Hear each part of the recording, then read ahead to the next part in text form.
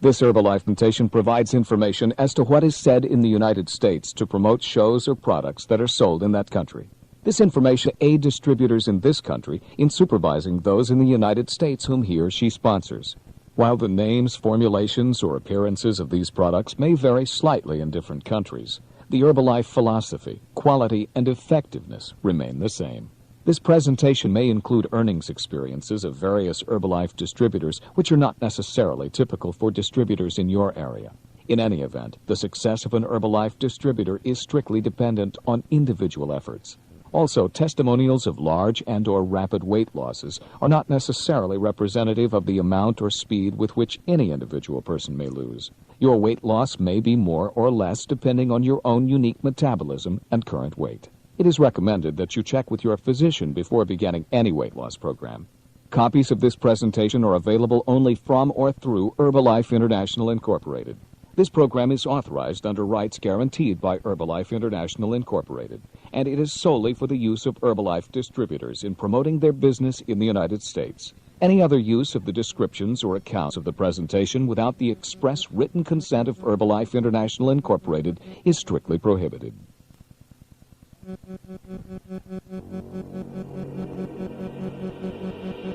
Herbalife presents International Success Training System. A consultation with Dr. Katzin, Chief of Herbalife Scientific and Medical Advisory Board.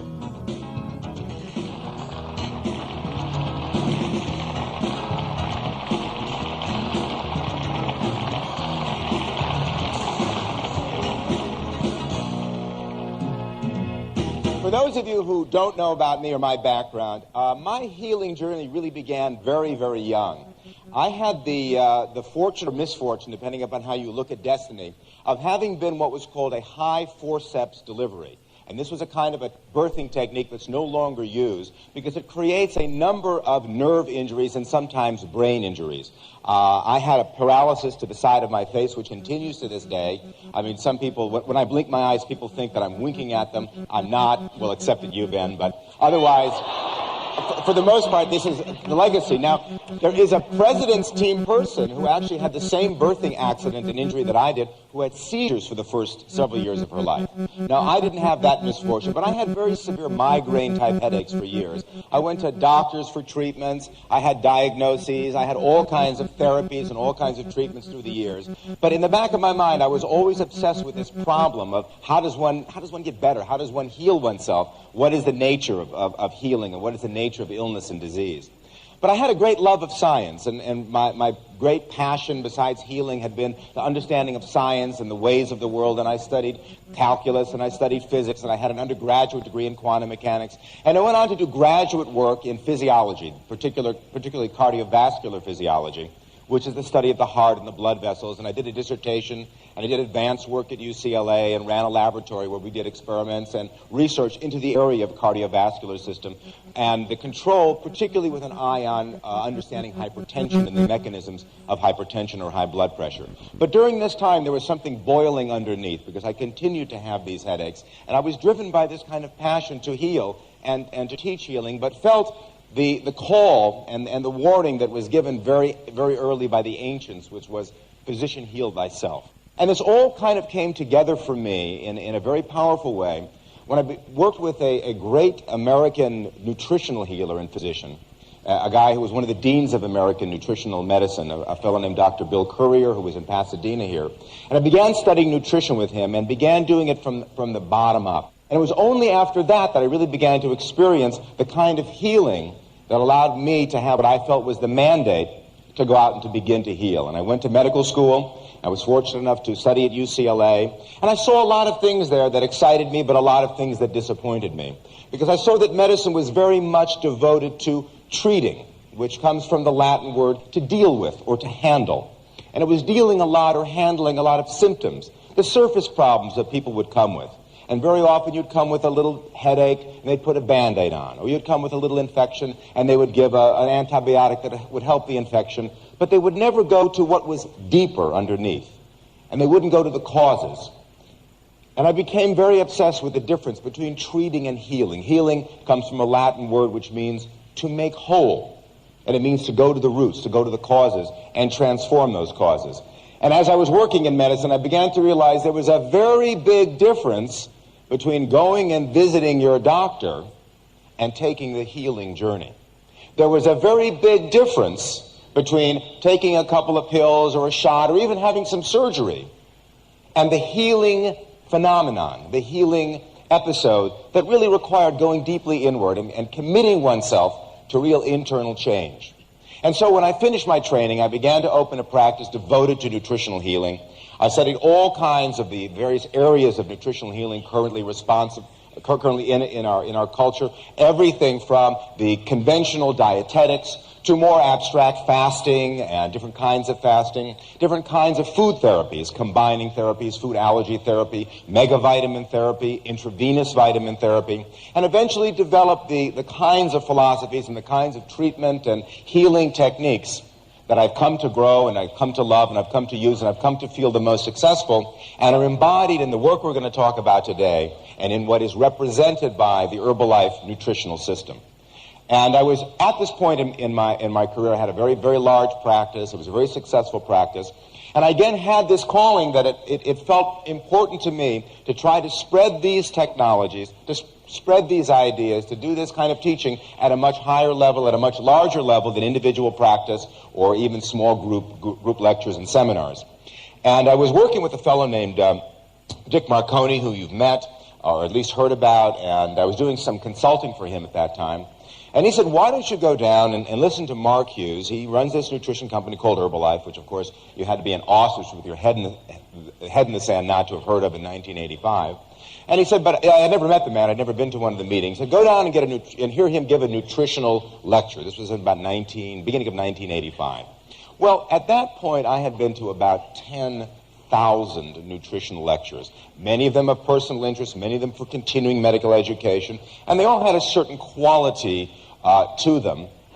And I did not want to go down and hear another one given by kind of one of these professorial, monotonic professors dressed in these kind of, suede coats with the patches on them and the big ties and, talking to very sleepy audiences or very sick old audiences trying to figure out what the latest magical cure might be. I had enough of those, but I figured, I'm always interested in something new. I have that as my dedication, my commitment. Why not go down and see what Mark has to say? Well, you can imagine my surprise when I walked into the room, which was about this size. It was one of the Santa Monica civic amphitheaters, and we had a group of about 2,000 people. They weren't just sitting around. They were jumping up and down on their chairs to rock and roll music. Now, you don't see this at nutritional lectures.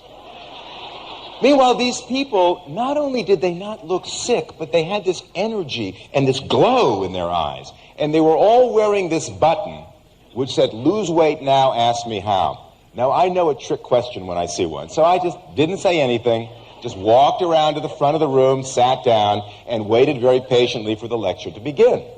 All of a sudden, the lights go out. I mean, if Mark Hughes knows one thing, and believe me, he knows many things, he knows how to make an entrance. The lights go off.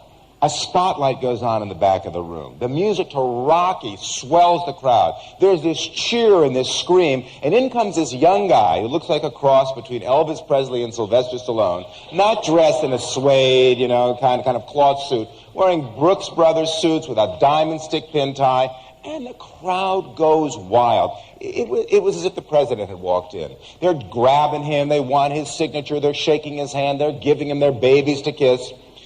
And I think, you don't see this at a nutritional lecture. But then Mark went up on stage and gave this very committed, very wonderful, very heartfelt, deep understanding of his own tragedy in life and how it had come to create in him this passion for bringing better health to the world, for helping with world healing, and taking it not just from person to person, not just city to city, but around the world. And you can't help but be moved by Mark's dedication. You can't help but be moved by his sincerity. And you certainly cannot miss, even when you're sitting in a room of 4,000 screaming people wearing buttons, his sincerity, his ability to lead, and the tremendous charisma and ability that this man has. We got together afterwards, and he talked about his goal of taking nutrition around the world, and we had talked together after that a few times. And he invited me to become part of the company and set up the medical advisory board as a small consultant position way back then, to help with product development, to help with product testing, to develop some educational materials, and to try to create a scientific authority within the company that we could use to help develop and teach about new products. It started off as a very small part-time thing. Very quickly, however, it began to consume more and more of my time. When Mark said around the world, he meant around the world. I quickly did a tour around the United States. I next found myself in England, a country I had never been to before, Australia, a country I didn't even know existed except in movies. And those of you from Australia, you know, you really don't stand upside down. It's really amazing down there. You've all got to get down to this country. It is one of the most beautiful countries in the world, and one of the largest, and it has a population half the size of Los Angeles County. It's an amazing country, and I began to see what an amazing world this was. And it only began there. And this rate of growth of Herbalife increased over the years. My responsibilities increased. It turned from a part-time job to a half-time job to a full-time job. And I was running my practice, and I was trying to do the Herbalife, take the Herbalife message and do the Herbalife job. And very soon in 1989, I talked to my partner about taking over the practice. I sold my half of the practice, and I devoted myself full-time to the Herbalife mission of taking nutrition around the world. And really, it was the greatest decision I have ever made.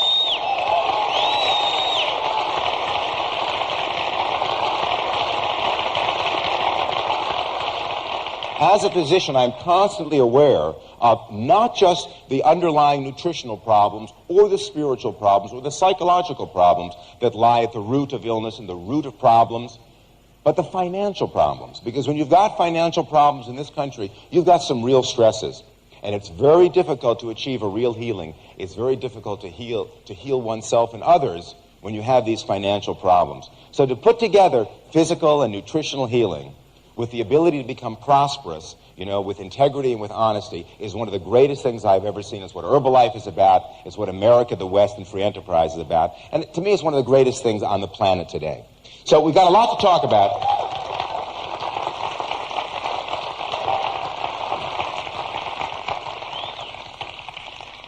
I know this is a corporate meeting, but let's get down to work here. The problems today, the great arena that we are seeing a lot, especially of the physical problems of the world, are in the area of what we might call nutrition or nutritional healing or nutritional medicine. Now, this hasn't always been this way. A lot of what we're seeing today is a result of the miracles of medicine and the miracles of public health that have allowed us to deal with a lot of the infectious disease, surgery that has allowed us to deal with a lot of the problems of injury that often led to death, or when they didn't lead to death, resulted in infection and early death. And we've seen the population as a whole get older and older and older, so that the average life expectancy of individuals has almost doubled in the last 20 years. Until today, it's about 75 to 80 years. That's quite significant. But what that means is that to the extent that there are minor imbalances in our health, minor imbalances in the way we live, disturbances in the equilibrium of our body, in our nutrition, these have more and more time to manifest, more and more time to make an impact. And the things that we are dealing with today in medicine, things we are dealing with in our lives, I would say 2/3 of them roughly have a major nutritional focus or impact. Take the major killers in the world today. Despite all of the upsurge of concern about viruses and lethal viruses around the world, the three major killers today remain heart disease, cancer, and stroke. Now, each of these has a root in nutrition. Cardiovascular disease has a very heavy root in nutrition, as we've begun to understand. The overweight condition, the high-fat diets, the sedentary lifestyle, the great ideal, it seems, of the late 20th century is to become a couch potato. and have everything just mechanically run by one's fingertips around the world. And there really is a technological and psychological thrill about just being able to sit there and run things and control things from television to computers to much of your life. But really it does a damage to our bodies. We know that in cardiovascular disease. We've begun to discover it in cancer. Same basic problem. A third, some estimate to as much as 60% of cancer, which will kill 1 out of every 4 people in this country and in the West, may be related to nutrition and our diet. Stroke, the same basic phenomenon. 2 out of 3 deaths are related to nutrition or one of its corollaries, obesity and the overweight condition. Now that accounts for, in the United States alone, approximately 1 million premature deaths. Now that number is a statistic. It's just a number. But each one of those deaths was a person, was a father, was a mother, was a brother, was a son, was someone who lost their life early and affected their family around them and may have infected cycles of family, their children and perhaps their children's children, their parents, their grandparents. Each one of these is a story. Each one of these is a loss. And if we could just change that a little bit, imagine how you could change the amount of suffering in the world. Imagine how you could add to the happiness, the well-being in the world. But take the everyday problems that a doctor is plagued with. Having done primary care for approximately 10 years and having worked in clinics for over 15 years, the things that come into a doctor's office, not the great diseases, the diabetes, the high blood pressure, all of which have nutritional bases, cardiovascular problems, and so forth, not those conditions, but the day-to-day things like headaches, allergies, fatigue, sleep problems, many emotional problems, many kinds of depression.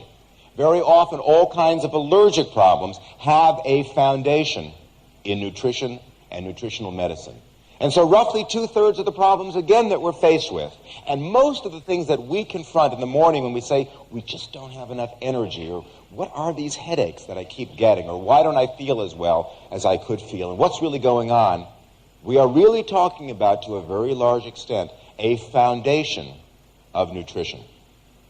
Now, modern health and disease has taken the whole area of nutrition or nutritional understanding a step further.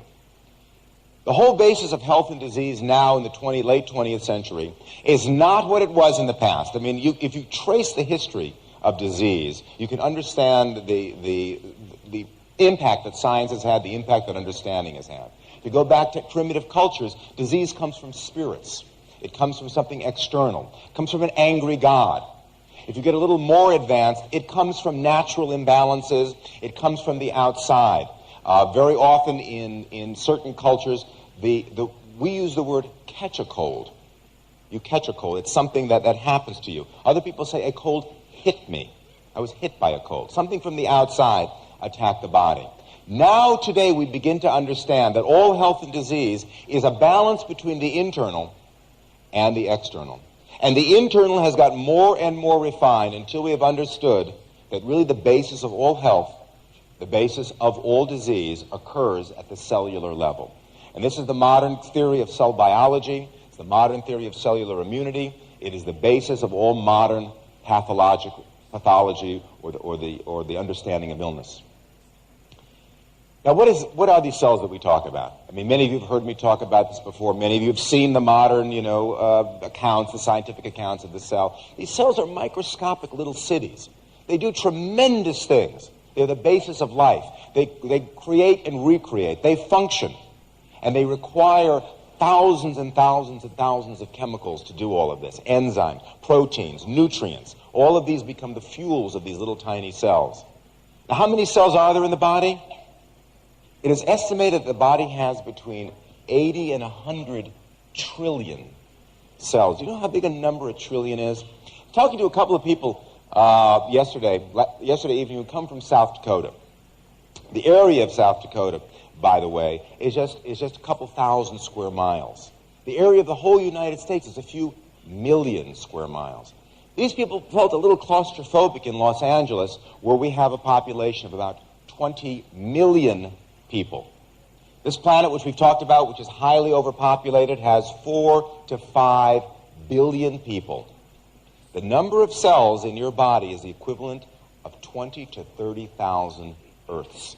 That's how many cells there are. Each one an entire living unit with an entire energy system like a little city, requiring nutrition, needing to detoxify, needing to grow, needing to change. Every single day, approximately 1 billion cells per hour have to be replaced. The entire population of the world is replaced every 5 hours in your body. Every single day, countless billions of cells need to grow, repair, and recreate themselves. So what's required for all of this? Obviously, the body cells must get the nutrition that they need. And nutrition we begin to understand very clearly. We've understood it for many years. We've understood that the body needs proteins. We understood that the body needs carbohydrate for energy. We've understood the complex interaction between these microscopic nutrients, called micronutrients, the vitamins, minerals, and trace elements, and the role that they play in bodily health. What we now understand is that the body's cells must get all of these in balanced quantities virtually on a daily basis. Well, what's the problem, Dr. Katzin? We have a great culture. We have the greatest food supply ever, certainly the safest food supply ever. If you eat your average American diet, people look pretty healthy. They all grow up. What's the problem? The problem is that for many of us, because of the way food is grown, because of the way it's pre-processed, early harvesting so that we can get it to our tables in time, the way it's often packaged early, freezing and freeze-drying, often these early areas of culture, farming, mass farming, agricultural farming, and the greening of the Green Revolution and so forth, lead to a slight decrease in the nutritional quantity of the food. Very often this comes because we harvest too early before the nutrients have a chance to mature. But that's only the beginning. After the food gets into our house, we process the food ourselves. And one of the great tragedies that's occurred in modern civilization that goes along with the couch potato convenience living is the explosion of the fast and convenience foods. Foods which have a high salt content, foods which have a very high fat content, foods which are baked, are fried, are overheated, and nutrition, particularly vitamins, minerals, are lost, and nutritional elements we don't need, including calories, excess salt, cholesterol, and fat, are baked in, fried in, or cooked in. So we have a second level of problem that destroys or alters the nutritional content of our food. But then we have to start eating the food ourselves. And our body has to begin to break this down because we must go from the whole foods that we eat to the microscopic nutrients that can enter the bloodstream and nourish the cells. It's a whole process that goes through. And I'll just spend a few moments talking to you. Digestion, we call this the whole digestive process. It actually begins in the mouth, where the food is crushed and chewed and mixed with certain enzymes that begin to break it down. It goes into the stomach. But how many people really chew their food adequately? Most of us don't. We haven't been taught to. And you don't really need to chew it that well. If you ever watched an animal eat, I mean, they just gulp their food down. So you need to chew, but you don't really need to chew. But that assumes that everything else is working perfectly. You get to the stomach where a lot of the major digestion occurs, where food is really broken down into the beginning elements, where it can start to be absorbed, where it can start to be used by the body. But many of us, because of stress, have weak digestive systems. Anybody who has had experienced digestive pain, pre-ulcerative conditions, indigestion, ulcerative conditions, is probably experiencing an imbalance or an inability to secrete the right amount of acid, the right amount of enzymes to completely break down the food. This whole process is severely inhibited by high-fat foods. And this process continues. Stress will prevent our ability to digest food. Disease, alcohol, medications, drug, all of these will affect our ability to simply break down and digest the food. But this is only the beginning step. To get into the bloodstream, before the blood can carry the nutrition to the cells, assuming that you had a perfect diet, assuming that you consumed everything, that it got fully broken down and was ready to be absorbed by the body, there is a complex organ of absorption, the small intestine, using microorgans called villi, which have on them microvilli, which are the actual working points of the villi, which have to absorb this food from the intestine into the bloodstream. These are extremely sensitive, extremely rapidly turning over cells. They're subject to damage, they're subject to injury, If there are any nutritional deficiencies, they will regrow only partially. And the result is that the very cells that are required to get nutrition into the body are the most subject to damage by the environment, by toxins, by poor nutrition.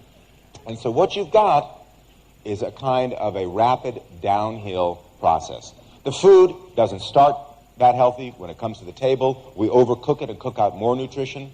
Because of illness, because of stress, because of bad eating habits, we don't digest the food properly. As a result, when it finally gets to the area where the body has to absorb the food, the area is impaired, cannot absorb the nutrition properly. It gets into the bloodstream. The cells simply do not get all the nutrition they need. And what happens? It doesn't fall apart all at once. It's like taking care of your car. If you don't change the oil, it doesn't fall apart all at once. If you don't get it tuned up, it doesn't fall apart over once. But little by little, year after year, each copy of the cell that gets replaced is not as healthy as the one before. Cells don't have a chance to completely detoxify. They don't function as well. And then little by little, just because of these deficiencies, just because of these excesses of nutrients we don't need, the cells begin to break down. The harmony begins to break down. The electrical energy begins to break down. They stop functioning. They become pathologic. They become subject to alteration and cancerous transformation. Or they become swollen, they become engorged, and they begin to accumulate fat. And if these cells are on the inside of the blood vessels, little by little the blood vessels close down, and the body is subject to a heart attack or to a stroke. And it's very simple to see how it begins early in life with not getting the proper nutrition, and then begins maybe in your 20s, maybe a little older, maybe a little younger, with some kind of vague symptoms of not quite balanced nutrition, not quite perfect cellular function. You may have some headache, you may have nervousness, you may have sleeplessness, you may have a lot of what is loosely called anxiety. A very classical symptom of early symptom of malnutrition, characterized by sleep disorders, nervous disorders, poor performance at work, inability to handle stress properly. Now what happens when you go to a doctor? For the most part, when you go to a doctor, especially a traditional doctor, their major concern is that you do not have a serious medical condition. So they will diagnose, they will run a series of tests, they'll announce to you that you don't have cancer, you're not having a stroke, this is not a brain tumor. But what it looks like is that you've got anxiety. And you say, well, what can you do for me, doctor? And they say, I've got just the thing for you. Open up their drawer, they'll pull out a sample of a little blue pill called Valium.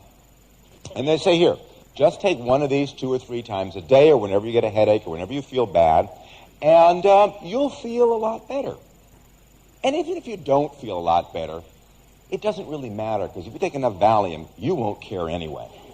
Now, has this really treated the problem? The cellular problem that began this, the excess, deficiency, the imbalance?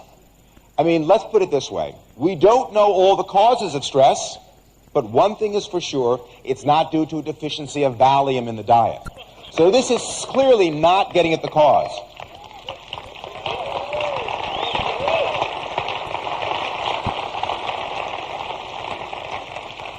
But do you feel a little better? Yes, you do. And you go through life, and you continue with these imbalances, and more cells become involved, more cells become affected, and little by little more systems break down. The most likely one to break down next is the digestive system. Second most popular medication in the world has to do with the digestive system and over-acidity and ulcer conditions. Later you will find musculoskeletal problems, backache. As you begin to get older in life, if you have continued imbalances, weight is gained, you'll become a setup for high blood pressure, diabetes, and a premature death from cancer, stroke, or heart disease. And it's pretty much predictive. And most people expect life to slowly deteriorate and break down. It is built into our thinking. It is built into the medical thinking. And some of you have heard my classic story about this, which was about 1.5 years ago. I broke my hand, had to go to the hospital, got it repaired, went to the doctor, and the doctor, in follow-up, the doctor reevaluated it, x-rayed it, and said, look, this is going to take about 3 or 4 weeks to heal, but it may take a little longer. Why don't you come back, and we'll reevaluate it in 3 to 4 weeks, and if it needs another cast, we'll cast it then. If it needs another operation, we'll we'll take care of it. Didn't give me any nutritional recommendations, just gave me a couple painkillers, which I didn't take, and some antibiotics, which I did for a couple of days. Well, I thought to myself, look, I understand the nutritional basis of all of this. I've done really great in my life, and I have cellular nutrition with me, this great program by Herbalife that you'll hear about in a minute. I'm going to really show this guy, what it's all about. I come back in 3 or 4 weeks, he takes off the cast, and he starts moving the hand around, and it really hurts. I don't know if you've ever had anything immobilized for a long time, but the first time you move it, I mean, it's like pain shoots through your arm and down your leg, and tears come to your eyes. And he's doing his doctor thing, and he's moving it around like it's some kind of a toy. And the tears in my eyes. How does this feel? Fine, doc. Feels great. Everything's great. He looks at it, and they x-ray it again. And he said to me, this healed remarkably well. I felt great. I said, my faith in cell nutrition, my faith in nutrition has been vindicated. And then he added, for a man your age. Now, first of all, I don't consider myself to be a man my age. But what was he saying? What he was saying is, we expect a deterioration in the body, a natural deterioration to occur over time. Not to occur at the end of your life, not to occur late in life, but one that starts very early, and by the time you're in your early, about 40s, you expect to see a big difference between the way the body heals and the way the body healed when it was 20. But there is no scientific basis for this. There is no evidence that there is a natural deterioration that occurs other than what occurs very slowly over time in the presence of nutritional imbalances. This concludes the program on this side of the cassette.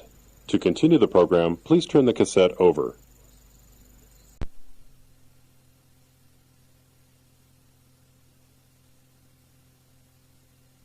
So this is the basis of cell nutrition. The basis of cell nutrition is we begin with adequate nutrition. That includes the proteins we need, the vitamins, the minerals, the trace elements, the essential fats, and a number of facts I'll talk about in a minute. We consume them every single day, but we are assured by the nature of the way we have put this program together, the ease with which these nutrients can be digested and assimilated by the body, that the maximum nutrition possible will be delivered to the cellular level so that these cells have their maximum ability to heal, repair, reproduce, and function.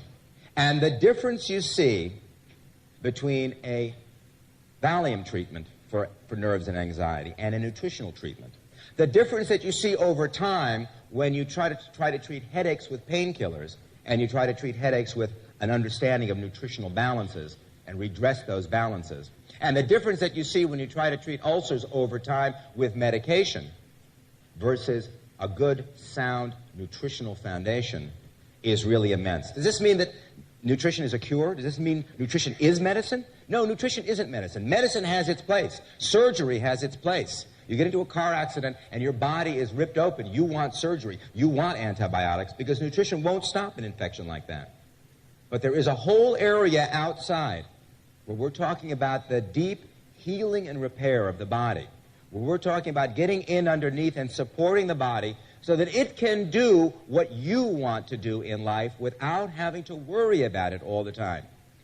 This is what cell nutrition is about giving you the body that you can have confidence in so that you in there, you the individual, you the being, can go do what you need to do in life and not have to spend all your time dealing with the repair and care of the body. And this is what cell nutrition is about. And the stories that you'll hear are incredible. The things that you will see are incredible. They verge on miracles. And what I've learned over the years is in medicine, the greatest miracles seem to come from the least intervention. There was a philosopher who once said, it's as important for a doctor to know when not to treat as to know when to treat. And I have found that the more faith you give the body, the more support you give the body, the less you interfere with external agents, the more you just simply support the basic core, the nutritional, elemental core of the body, the more phenomenal things the body can do. And this, to me, is what healing is about. This is what the Herbalife Nutrition Program is about.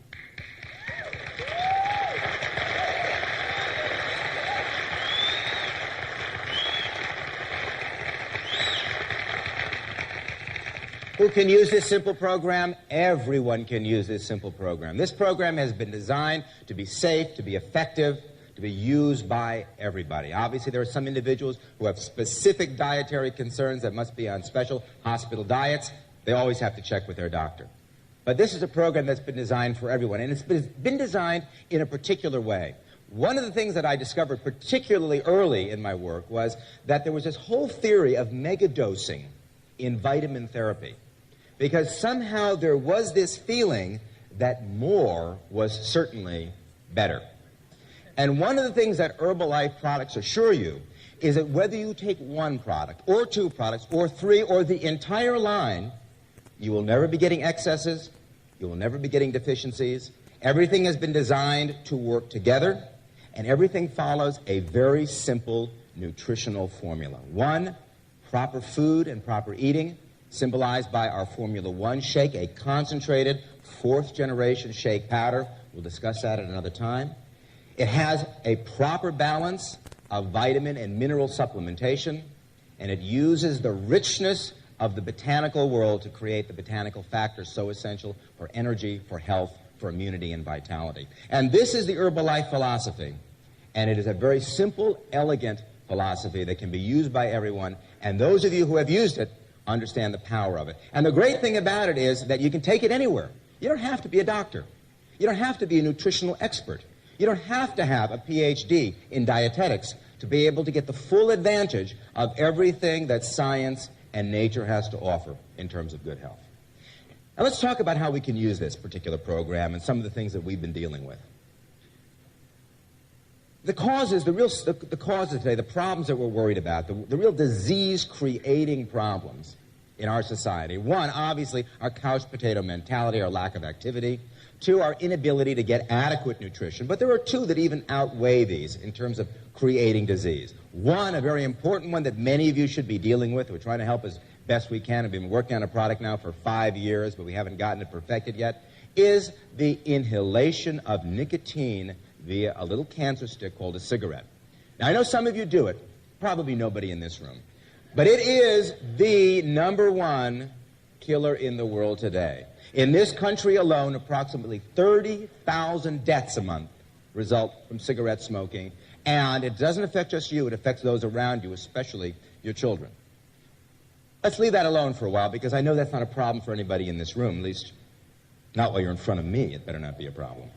But there is another problem that we can deal with, the #2 changeable factor that can result in a major improvement in health, and that is dealing with overweight condition. Why do we stress it so much? Well, let me give you some facts about overweight condition. The diseases that are associated with overweight condition or obesity, not just the problems of obesity, the way you feel about yourself, the lack of energy, the discomfort you may feel socially, the problems of self-esteem. I'm not talking about those problems. Those of you who have had overweight problems are very aware of those problems. I'm talking about the medical problems that motivate us.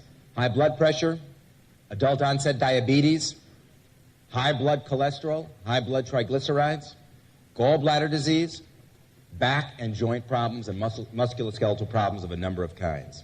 Some facts about obesity. 1 out of every 4 adults are medically obese in this society. 1 out of 6 children are becoming medically obese. There are approximately 65 million people at any one time, including 60% of women, who are trying to lose weight for one reason or another. The weight loss industry is a $39 billion industry when you take all aspects of it, from therapies to foods to over-the-counter preparations to hospitalizations and so on. 95% of weight that is lost by any program will be regained after 2 years. Now, the reasons we've got these problems are legion. We know about our overeating. We know about the excesses of fat, the excesses of calories. We know about our inactive lifestyles. Let me give you a real simple understanding of this. It's quite obvious that the whole problem results from too much coming in and not enough going out. We take in too many calories, but we don't burn it off. How do these things happen? Well, let me take my own example. When I was in college, say when I was about 20 years old, my basic metabolic needs every single day, if I didn't get out of bed, were about 2,000 calories. In other words, if I just sat around, didn't even eat, just if I were lying in bed, just getting enough fluids intravenously in the hospital trying to heal from a disease, I would have to have 2,000 calories a day, or I would start to lose weight. But of course, I did a lot more then. It's extremely active. I worked out every day after school. I played on teams. In evenings, I had to walk up and back to school. There were no elevators. There was only a few stories. But every day, you're walking up 10 or 15 flights of stairs if you're going to 6 or 7 classes. Other things that we did. When you went to a party, what kind of a party did you used to have back in the 60s? Those of you who were around in the 60s. You danced. You had a lot of fun. You had a lot of good times. On weekends, you went hiking. You didn't just sit around. The fact of the matter was that if you added up all the activities and all the extra calories that I ate during the day, it represented probably another 2,000 calories. I needed about 4,000 calories a day to maintain my weight, and at that time I did a lot of weightlifting, and I was interested in building muscle, so I had to eat even more. Well, when you're eating 4,000 or 5,000 calories a day, you can eat anything, and I did eat anything. And I was known in my family as David the Good Eater. They would not tell me where the family picnics were because they knew that they would have to bring an extra turkey or an extra, whole serving of food just for me. I mean, I learned very early to stay away from my family picnics because they would invite me 2 hours later and say, "Oh, David, I forgot you were coming. The food's gone." I'm sorry. Let's take a look at where things are now, 40 plus years. Just having gotten a little older, just having gone through the maturation process, for reasons still not entirely clear, my basic metabolic needs have dropped to 1,700 calories a day. That's 300 calories a day. If I didn't make up the difference by eating less, I would have an imbalance of 300 calories a day. That's about a pound every 10 days or 2 or 3 pounds a month. But I'm not just sitting around in bed. I am active. But am I as active as I was before? By no means. By no means. I have to drive to work. I spend most of my time on the phones in front of computers. I do writing. I do lecturing. When I come home at night, I still go to the gym. I enjoy it, but it's only a couple of hours a day. And I have a lot of work to do at home at night. Don't always get out on weekends to go hiking. Sometimes I have to do lectures in front of amphitheaters of people that I really love to talk to. But it's not the same amount of activities I used to have. Parties are very different. You sit around with a drink in your hand, or if you're in the modern generation, a Perrier. But on the other hand, there's almost always a little hors d'oeuvre or a canapé, and there's very little dancing. It's mostly eating, drinking, and talking, which exercises a few muscles, but not very many. So if you take the total number of calories extra that I have today, it's about 1,300 a day, or I need 3,000 calories to maintain my weight. It's a 1,000-calorie difference. If I had not been able to maintain my activity, if I had not been able to kind of change my eating habits, if it weren't for cell nutrition for me, I would be slowly increasing weight. And the average person does, in fact, gain 20 pounds during their middle ages. Well, so it's a problem. We see where the problem arises from. For most of us, how do we know that weight has become a problem and that it's time to lose weight? Well, it's very simple. Most of us are still stuck in a certain kind of thinking. You get up in the morning, take a shower, dry yourself off, do not look in the mirror because you do not like what you see. You step on the scale, you look down, and there's a number. And everybody's got a number. When you see that number, it's red, alert, the Klingons are coming, steam comes out of your ears, your eyes bulge, you go, oh my God, it's time to go on a diet. Now, the fact that for the last, you don't get heavy, obese, overweight suddenly. As one comedian says, it sort of snacks up on you. And it occurs over time. The fact that for months and months you had to do a major breath holding to get your clothes on. Whenever you would lean over, nature would let out your pants or your slacks for you. The fact that when you get into bed with your spouse, he or she gives you an elbow, says move over, but you're on the edge of the bed. The fact that you keep wondering why these airplane seats are getting smaller and smaller and smaller and you're in first class. But the kicker, as one person said, was when they went to the carnival and the lady who guessed their weight offered him a group rate. Then he knew he had a problem. All these things mean nothing until you see that number. And then you go crazy. And what do? The same thing any normal, rational person would do. You dry your hair extra well. You pick up the scale. You shake it a couple of times. You put it slowly down on the flattest part of the floor. Adjust it to 0. Actually, a little bit under 0, because we know most of the scales are a little bit over. You step on very carefully, not to rock the needle too much. And sure enough, this usually works. You've lost about 1/4 pound. But now it's time to go on a diet. Now, the fact of the matter is, you've tried diets before. You've tried pills, you've tried gimmicks, you've tried potions, you've tried everything. There's a whole talk we could give on the things people do to try to lose weight. But what is the real problem? The real problem is, for all of us who have had a major weight problem, is that we can talk about it scientifically. We can talk about the imbalances, we can talk about there's too much fat in the food, we can talk about the loss of activity, but there's a real problem. The real problem is that food, particularly the high-fat, high-cholesterol, high-sugar kind of food, has become associated in our minds with pleasure. And it's a source of pleasure. It's no longer just a source of nourishment. It's no longer simply something one needs to keep oneself alive. It's no longer just dealing with simple hunger and the relief of that instinctual hunger. No. It has become, in many ways, an addiction. And those of you who have the problem know what I'm talking about. You know how hard it is, even when you try, even when you go on a good diet, to not eat that extra cookie, and then when you've eaten one, suddenly 5, 6, 7, the whole bag are gone. You know what it means to have a carbohydrate craving in the middle of the night, and that doesn't mean a slice of bread. You know what it means to love that high-salt, high-fat food and go through a whole bag of munchies or a whole bag of peanuts or a whole bag of corn chips. You know what that's all about. Now, it's one of the most difficult addictions to deal with. Why? Those of you who have had an addiction problem or have heard about addiction problems, like for example, an alcohol problem or a drug problem, what's the first thing you do? You quit, you stay away from it, you get support. And it's easy at a certain level. You may think about it every day, you may crave it every day, but once you have made the commitment, the basic thing is just stay away from it. Get it out of your life. Don't take one drink. If you're an alcoholic, remember the old line, you know, one drink is too many and 100 is not enough. You can't even start. But in a way, that's easy. Just stay away from it. Drug problems, just stay away from them. You may need a lot of support. You may need a program. But basically, if you can stay away from it, you can be sober. You can't do that with food. You can't simply say one day, I got a food problem. Hi, my name's David, and I have a food addiction. I'm going to stay away from it and get into a program. It's not that simple. Every single day, you are confronted by the major source of the addiction. So, it's not as severe an addiction. It's not that kind of addiction. It's not as damaging in the short run, but it can be in the long run.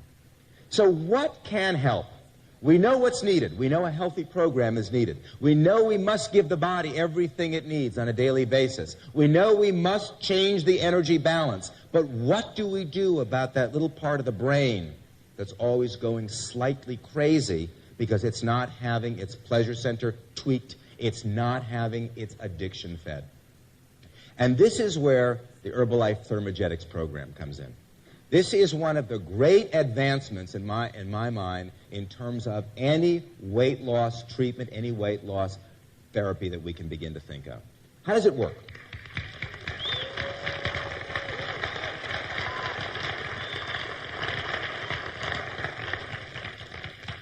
First of all, what is this phenomenon? These are all herbs. It is 100% herbs. Herbs from around the world, from Chinese herbs, American herbs, and particularly rainforest herbs. The tropical rainforest, the single most abundant, richest source of plant life on the planet that has these very potent botanicals, very potent herbs that contain these powerful botanical factors.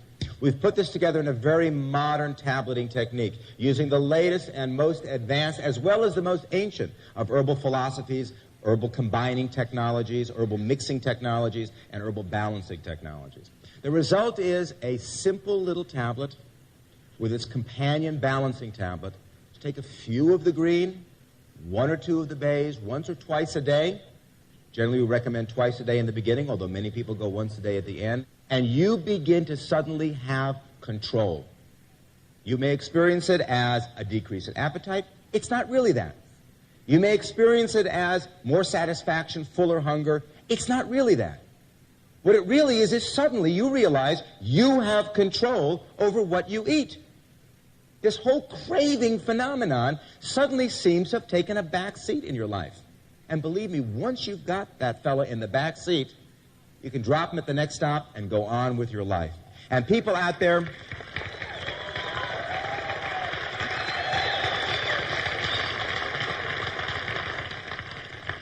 those of you who know what I'm talking about, who have struggled with weight, who have struggled with food, know what it means to fear food. You can't walk into certain restaurants. You look at those menus and go, oh my God, that means I'm going to get fat. You take a look at an ice cream cone, you can't walk into an ice cream store. It's actually fear.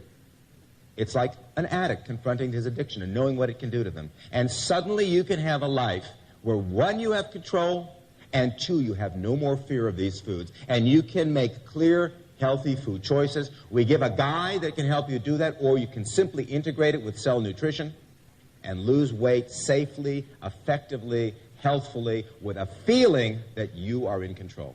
It's as simple as all of that. That's what thermogenics is all about. Okay, let's suppose we've gotten on the right track. We've begun cell nutrition. Our bodies begin to feel good. Cells begin to repair themselves. We are really beginning to take care of ourselves. Those of us who have had a problem, we can begin to unhook this food addiction problem, begin to get control of our lives, begin to lose weight in an easy, safe, effective way using the green and beige tablets.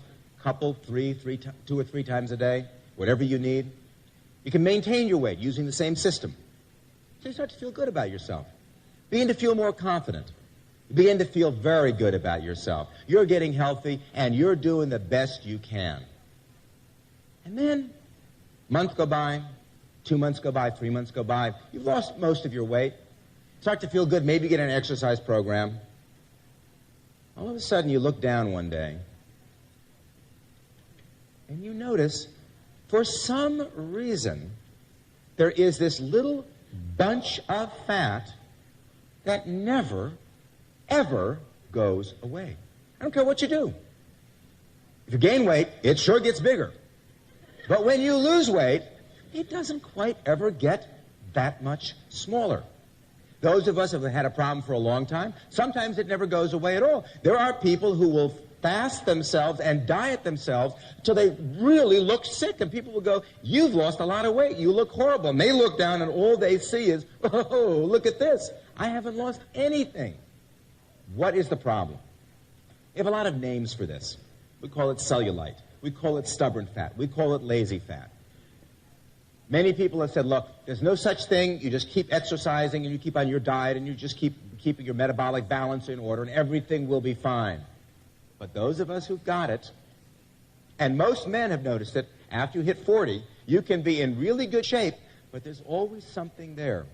Most women notice it right around the joppers, right around the thighs, part of the buttocks, and around the hips area. There's something there, and as we get older, it gets harder and harder to lose. Doctors have said, whoa, there's no such thing as spot reducing. You're just going to have to live with it. You're just going to have to maybe go for liposuction, not a great solution for a lot of people.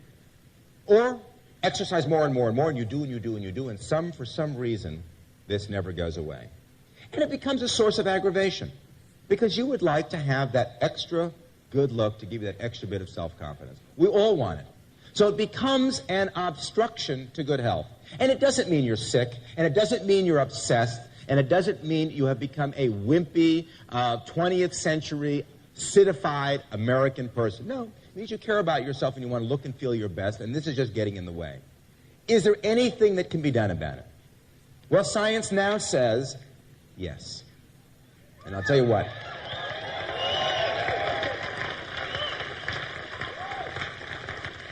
There are two things that we know now about this particular kind of fat that we call cellulite. One is that it has very poor circulation, and it becomes a big reservoir for toxins and fluid, and it has these pockets of fluid and toxins. So the first thing you want to be able to do is reduce the fluid and toxins. That's very simple. You do that with diet, you do that with herbs, you can do that with nutrition.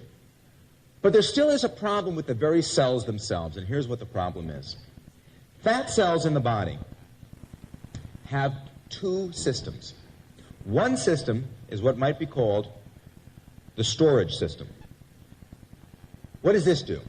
Whenever the fat in the blood increases, fat is taken up by the storage system and deposited in the fat cells. What do we need fat cells for at all? Well, we do need them. They protect our organs, they protect our bodies, they insulate our bodies in winter. You notice that people sometimes gain a few pounds in winter. Look at animals that are cold. They have very thick layers of fat. Nothing wrong with that. They also store extra energy. And there are times when we may go for long periods of time without good food, or we have in the past of our evolution. And there was abundance and there was scarcity. And you had to build up large reserves in the abundant period so that your body had something to live on during the scarce periods. So this is a very normal process, this storage process. And when we eat a meal that has a lot of fat in it, or any meal at all, the fat gets taken up by these cells. Now later in the day or at night, when we don't have any food, our body still needs to use these fat molecules for energy. And normally, there is a releasing function that releases the fat. And for normal fat cells, the cell swells up a little bit during eating or after meals, and then during fasting periods between meals or at night, it releases the excess fat, and the cell kind of oscillates, and it stays its same size. But what we have discovered is, for a lot of reasons, some of them can be genetic, some of them can be metabolic, many of them can be nutritional, that there becomes an imbalance between the storage and the release system in some cells. What kind of an imbalance? The storage system works fine. The releasing system doesn't work so well.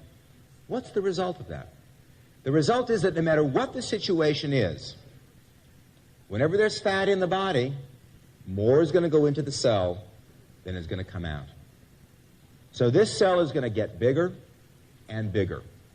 Even if you reduce fat in the diet, even if you try to lose weight, because the releasing system is not functioning properly, you're just not going to lose fat from that area easily.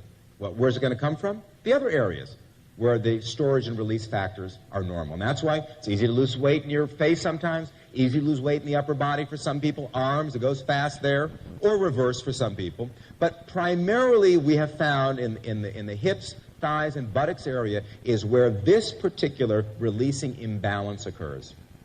Now, you can try to do things nutritionally, and it will help. But basically what you need to do is get concentrated nutrition and botanical factors right to these cells to help restore the balance between release and storage. And the only way to do that is through applying something directly, locally to that area, or by injection. Now, injection is obviously out of the question. But because of modern technology, we have been able to create very penetrating creams which can bring the nutrition, bring the circulation right to this layer, right under the skin, where the fat cells are, and help restore this balance. It's a very simple modern understanding, and it uses modern technology to help redress this problem. And it can be done, and we have done it. Now, what do you see?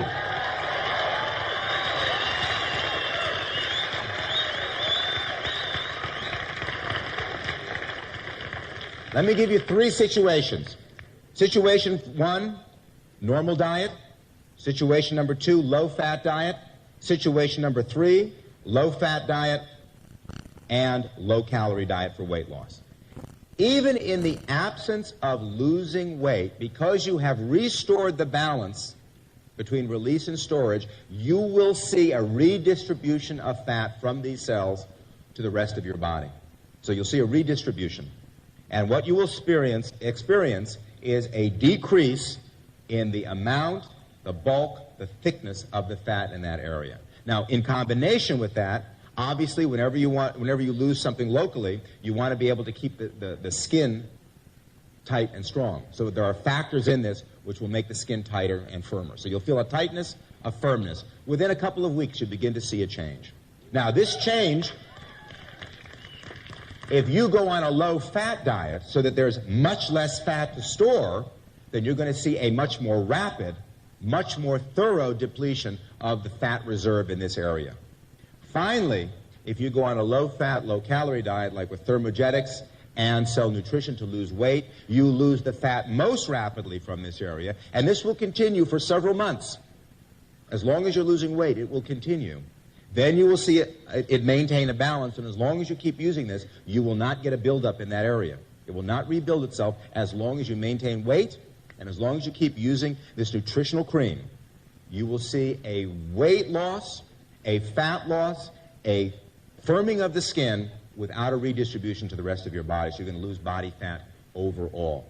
It's really a great addition to thermogenics. It really deals with that problem area, but it really works best in conjunction with the entire philosophy. The philosophy of cellular nutrition, thermogenics, which can help you keep off that weight and not have to struggle so much while you're doing it, keeping your metabolism up, and now helping with those real problem areas. It's a done deal.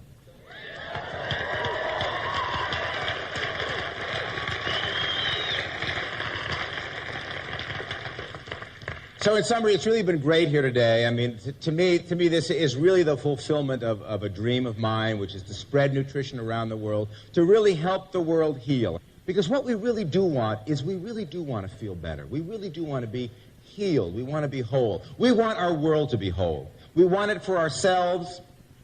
We want it for our friends. We want it for our families. We want it for our parents. We want it for our grandparents. But who do we really want it for? We want it for our children and our children's children. And that's the commitment that we have in Herbalife. Thank you all very much.